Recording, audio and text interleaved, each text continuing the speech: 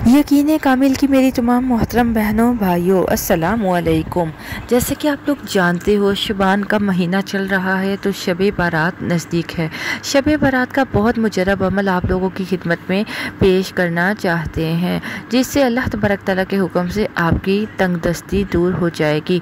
अगर आप लोग माल की तंगदस्ती में मुब्तला हैं तो शब बारात को अव्वल और आखिर 11-11 मरतबा दरूद पाक पढ़ लीजिएगा और दरमियान में आपने अल्लाह तबारक तआला का बहुत प्यारा नाम, बहुत प्यारा इसम या रज़्ज़ाक़ु, फिर से समात फरमाइए, या रज़्ज़ाक़ु पढ़ना है।